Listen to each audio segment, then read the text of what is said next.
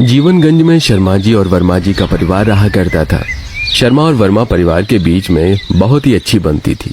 जहां शर्मा जी की बहू काफी मॉडर्न थी, तो वहीं वर्मा जी की बहू पुराने जमाने के तौर तरीकों को फॉलो करती थी। शर्मा जी की बहू वो भी गर्भवती है, बड़ी ही मॉडर्न है। तू भी सीख उससे कुछ, कितनी एडवांस है वो। ऐसे गवार बनी रहना अच्छा लगता है क्या? भाई अगर मेरा बस चलता तो मैं भी शहरी मॉडर्न बहू लाती। खैर फिलहाल तू अपनी सेहत का ख्याल रख। वहीं शर्मा परिवार में बहू राधिका मजे से सोफे पर बैठकर गोलगप्पे खा रही होती है।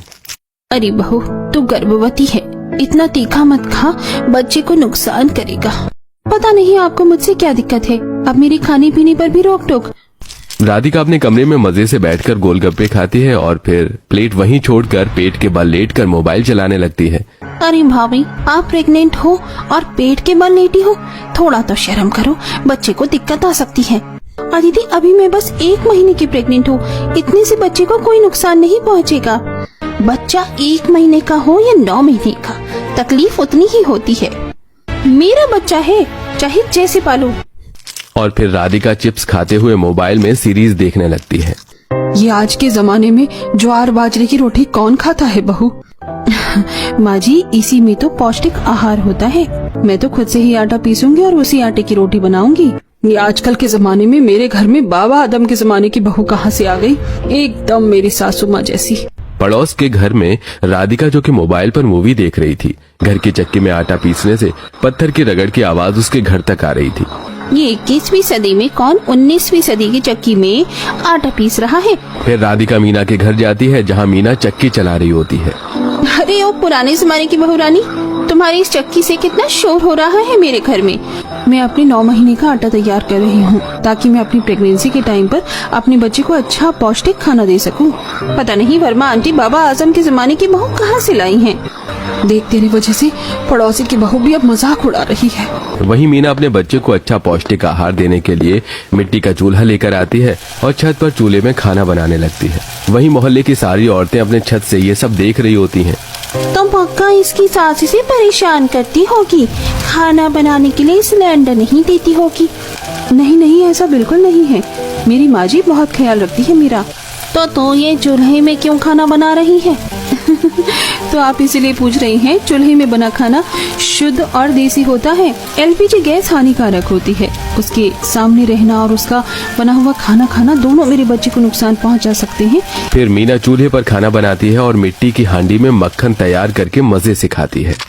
फिर मीना चूल्हे से सेकी गर्मा गर्म बाजरे की रोटी, सरसों का साग, मक्खन और एक गिलास छाछ लेकर राधिका के घर जाती है, जहां राधिका लाइट बंद करके सोफे पर बैठकर टीवी में हॉरर शो देखते हुए पिज्जा खा रही थी।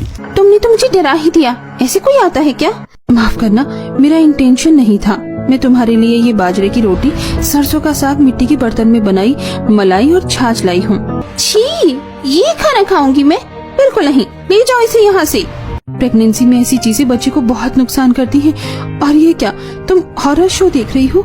ये सब बहुत बुरा असर करता है ऐसे समय में। आज के बाद ये फालतू बेकार सा खाना मेरे लिए मत लाना। राधिका आए दिन pizza, pasta, noodles, fast food मंगाकर खाती, देर तक टीवी चलाती, मोबाइल देखती और सारा दिन बिस्तर पर पड़ी रहती। हील्स और टाइट कपड़े पहनकर पार्टियों में भी जाती। राधिका के घर वाले भी उसे समझाते, लेकिन वो नहीं मानती। वहीं मीना बहू अपने बच्चे के लिए अच्छी डाइट लेती, डेली सुबह योगा करती, नारियल पानी पीती, शाम में वॉक पर जाती, मोबाइल, टीवी, लैपटॉप, रेडिएशन फैलाने वाली चीजें अपने पास भी नहीं आने देती, जिस कारण सभी मीना का मजाक उड़ाते और उसे बाबा आदम के जमाने की बहू कहते। एक दिन छत पर सुबह जब मीना योगा कर रही होती है, तभी देखो इसके चोचले, खुद की सहूलियत के लिए बच्चे का नाम लगाती है, और कितनी पुराने जमाने की है ये। राधिका, मुझे चाहे जो बोलो, बट इतना गर्म सूप मत पियो, बच्चे को छाले आ जाएंगे। ऐसे ही दोनों बहुओं की प्रेगनेंसी का समय बीत जाता है। राधिका, ये क्या 9वां महीना लग गया है और तुम सीधा सोई हो? तुम्हें पता है बच्चे को कितनी तकलीफ हो सकती है? तो क्या तुम मेरे पेट में घुसकर देख रहे हो क्या बच्चे को दिक्कत है कि नहीं? मैं माँ हूँ, मुझे पता है, उसे कोई प्रॉब्लम नहीं है। राधिका हाई वॉल्यूम में गाना बजाकर कान में बड्स लगा लेती है, तभी अचानक से उसका लेबर पेन शुरू हो जाता है। मुझे हॉस्पिटल लेकर चलो। जिसके बाद राधिका को हॉस्पिटल ले जाया जाता है, जहां मीना पहले से मौजूद होती है। मीना की नॉर्मल डिलीवरी होती है और उसका बेबी बहुत हेल्दी और गोरा होता है। वहीं राधिका की डिलीवरी सी सेक्शन से होती है, जिससे उसकी बेबी भी काफी वीक होता है। हम बेबी को 2 दिन ऑब्जर्वेशन में रखेंगे, फिर आप बच्चे से मिल सकती हैं। कुछ दिनों में दोनों बहुएं हॉस्पिटल से डिस्चार्ज होकर घर आ जाती हैं। क्या गलत कहा मीना ने? देख, उसकी नॉर्मल डिलीवरी हुई और तेरी ऑपरेशन से। फिर राधिका बच्चे को दूध पिलाने लगती है। भाभी, आप बाबू को ये डिब्बे वाला दूध दे रही हैं। अभी वो बस 12 दिन का है, उसे माँ के दूध की जरूरत है। अगर मैं इसे फीड कराऊंगी तो मेरी बॉडी का स्ट्रक्चर खराब हो जाएगा और माँ के दूध से ज्यादा डिब्बे वाले दूध में न्यूट्रिशन मिलेगा बच्चे को। वहीं मीना अपनी बच्चे को अपने दूध के सिवा बाहर का दूध नहीं दिया। राधिका, तुम्हें 20,000 की शॉपिंग की और मेरे क्रेडिट कार्ड से ऐसा क्या खरीद कर लाई हो? उसके भी लल्ला हुआ है, वो तो बस सरसों के तेल से बच्चे की मालिश करती है और हाथों का बनाया काजल लगाती है ताकि बेबी अच्छा रहे उसका। राधिका किसी की नहीं सुनती और बस ये कहती कि मैं मॉडर्न पढ़ी लिखी हूँ, मुझे पता है अपना बच्चा कैसे पालना है। ये राधिका का आए दिन का था। कभी बेबी को रोता छोड़ देती, बच्चा रो रहा है तो उसके सामने मोबाइल चालू करके रख देती। ये बच्चे को नुकसान करेगा, मुझे मत सिखाओ। एक दिन जब राधिका और मीना साथ बैठी होती हैं तो ये लो, सौंठ के लड्डू खाओ, फायदा करेगा। ये बेकार से लड्डू तुम ही खाओ, मैं नहीं खाती। क्या मैं अपनी बीवी को तुम्हारी बेबी की तरह काल भैरव बना दूं? देखो कितना कालिक लगा रखा है तुमने उसे। वहीं मीना अपने बच्चे के लिए अपने हाथ से काजल बनाती। ये देख राधिका मीना का मजाक उड़ाती है। ऐसे ही शाम में जब मीना अपने बच्चे को खिला रही होती है, मेरा प्यारा बेटा, देखो ये मैं आपकी मम्मा। मम्मा बोलो, मम्मा। बच्चों से बात करने से बच्चे एक्टिव रहते हैं। एक दिन राधिका देख लेती है ये पुराने जमाने की बहू पागल है आधी, 6 महीने के बच्चे से बातें कर रही है। तभी मीना का बेबी मम्मा।